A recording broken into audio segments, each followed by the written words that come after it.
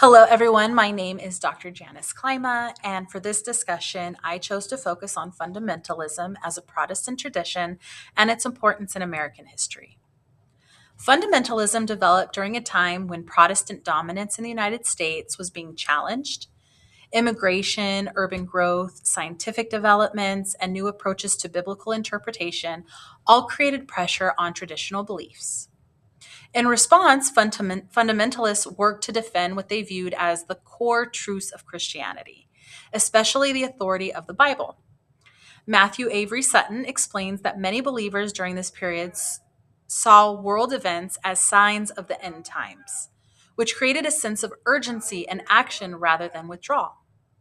This helps explain why fundamentalism became a strong and organized movement rather than a passive reaction. A key issue at the center of this movement was scriptural authority. Harvey Hill's discussion of Charles Augustus Briggs shows how higher criticism introduced a different way of reading the Bible.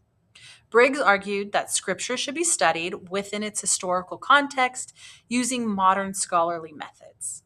His opponents rejected this approach and insisted that the Bible was divinely inspired and unchanging. This disagreement revealed a deeper conflict about how truth was defined. Fundamentalists placed authority in fixed revelation, while others began to accept interpretation as something shaped by time and culture. This divide became visible to the public in many cultural moments.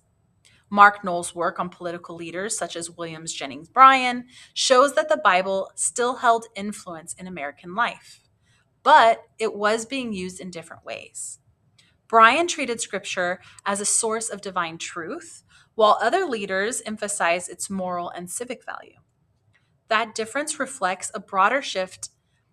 The Bible no longer functioned as a single shared authority across Protestant groups.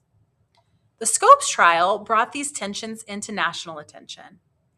The case focused on whether evolution could be taught in public schools, though the deeper issue involved authority in education and public life. The course materials show that the trial became symbolic of a larger conflict between traditional belief and modern thought. Even though fundamentalists were often portrayed negatively, the movement did not fade. It adapted. That adaptability can be seen in figures such as Amy Semple McPherson. Sutton's work shows how she used mass media, revival meetings, and public outreach to expand her influence. Her approach demonstrates that fundamentalists did not reject modern tools, they used them to promote their message while maintaining traditional beliefs.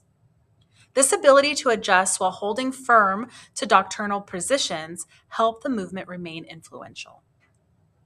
One limitation to note is that these sources reflect different perspectives and purposes.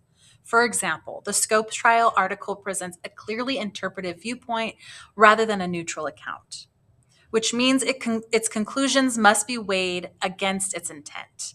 Sutton's work focused heavily on apocalyptical belief, which highlights motivation but does not fully represent all strands of Protestant life. And Hill's discussion of Briggs centers on theological conflict within leadership circles, which leaves out how ordinary believers experience these debates. These limitations do not weaken those sources, but they do shape how they are used in historical analysis. Fundamentalism is important in American history because it shaped debates about religion, education, and culture during a period of major change. It preserved a clear vision of biblical authority at a time when that authority was being questioned. It also influenced later forms of evangelicalism and continues to affect religious discussions in the United States. Through conflict, adaptation, and public engagement, fundamentalism played a central role in redefining American Protestantism. Thank you.